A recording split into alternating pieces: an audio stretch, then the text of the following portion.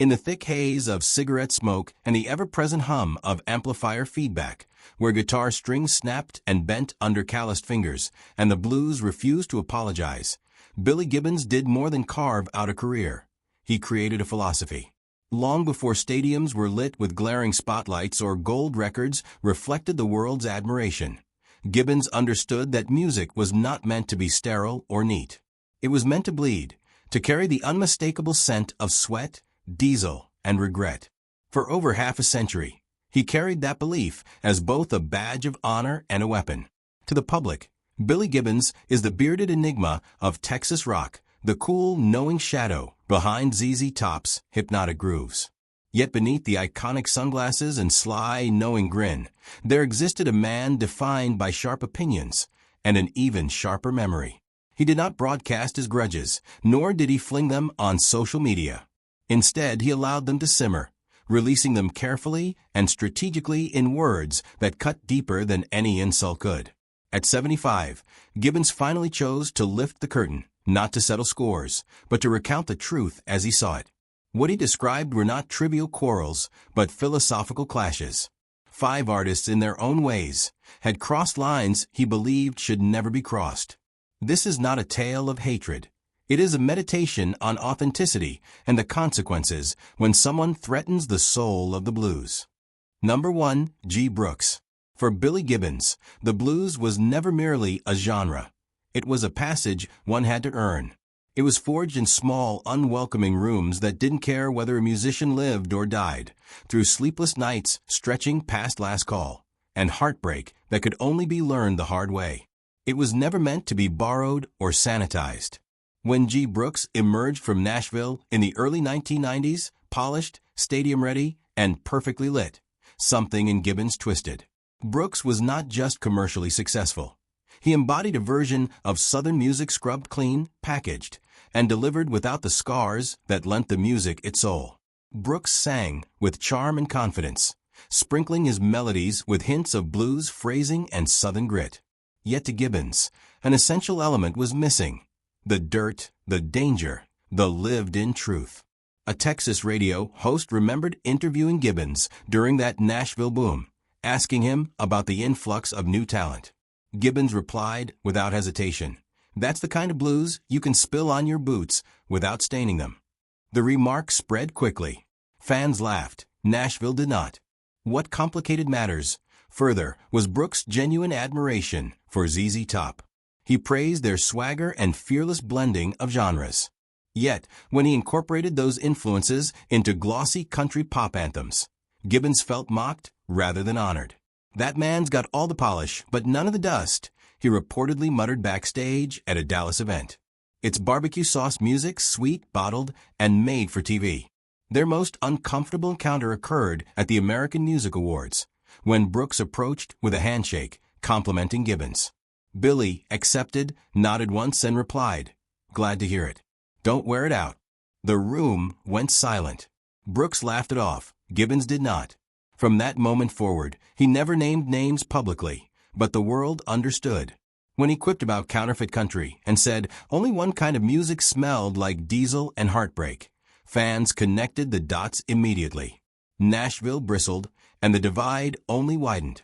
Brooks came to represent an industry that prized perfection over passion. Light shows over tone, shine over grit.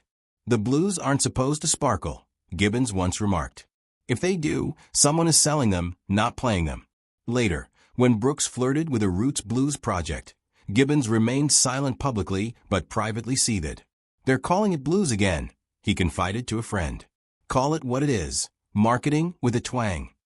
When invited to a televised blues tribute associated with Brooks, Gibbons declined with a single sentence that became legendary: "The blues don't wear rhinestones." It wasn't personal. Brooks simply embodied everything Billy feared the music was becoming. Number 2. Stevie Ray Vaughan. In Texas, the blues is sacred, and those who play it form a brotherhood forged in cramped bars, late nights, and endless struggle. The fracture between Gibbons and Vaughan was, therefore, more painful than any other. Initially, it was not a rivalry at all. Stevie idolized Billy, following him, studying him, absorbing everything without ever asking for permission. Gibbons recalled the young guitarist quietly lurking near amps, taking in every note, every nuance. He didn't say much, Billy remembered. Just watched. When Stevie broke through in the early 1980s with Texas Flood, it hit the world like a lightning strike. The press quickly crowned a new king of Texas blues. For Billy, who had carried that banner for 2 decades, the sensation stung.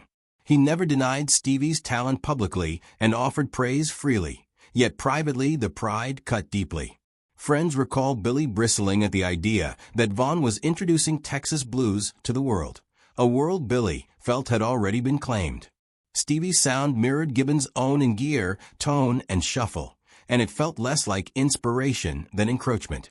When Stevie's team reportedly reached out to ZZ Top's producer for guidance, Billy perceived it as betrayal. "He's not just wearing my boots," Billy said. "He's trying to walk in them." Their most famous exchange occurred quietly backstage at Montreux, where Stevie approached humbly and called Billy an inspiration. Billy offered a thin smile and replied, "You learn fast," then walked away. A symbolic jam session, intended to pass the torch, never happened. Billy later admitted, "I don't pass the torch to someone who's already got my flame." When Stevie died, however, something inside Billy broke. He mourned genuinely, not just the man, but the conversation that would never take place. In later years, he subtly wove Stevie's licks into his own solos, tributes hidden within the noise. He never hated Stevie.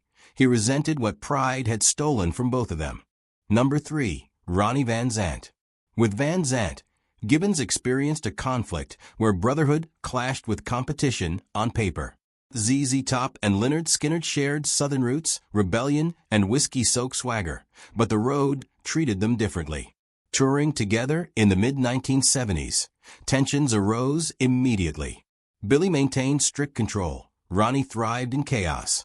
Late arrivals, missed rehearsals, and outspoken opinions tested Billy's patience.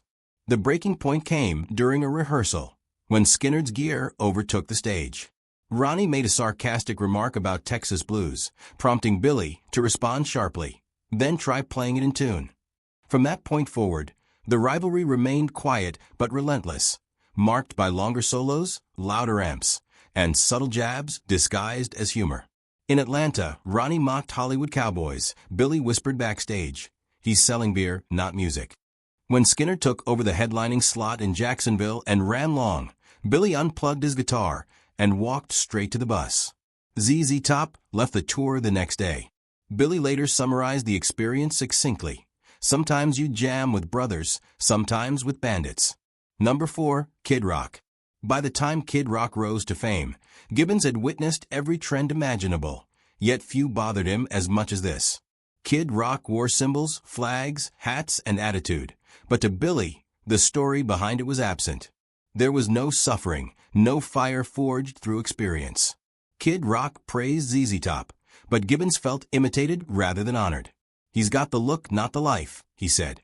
Their tension unfolded in clipped exchanges and silent dismissals. When Kid Rock suggested a collaboration, Billy replied, "Dogs don't bark with echoes."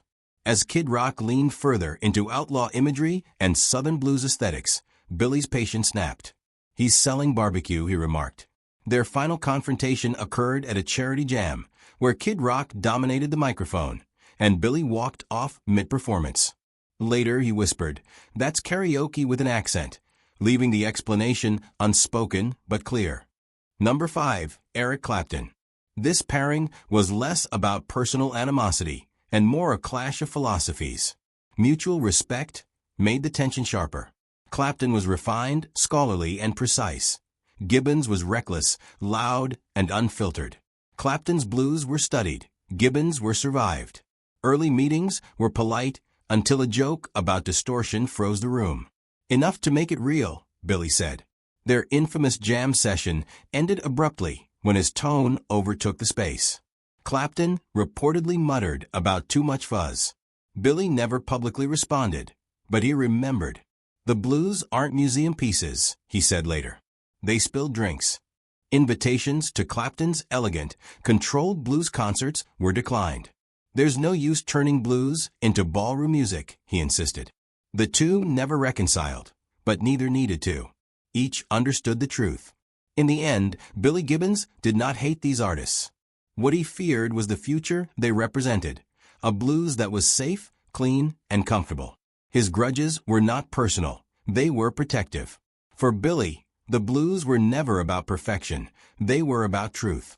And truth, like the blues itself, was never meant to be easy. Which of these rivalries surprised you the most?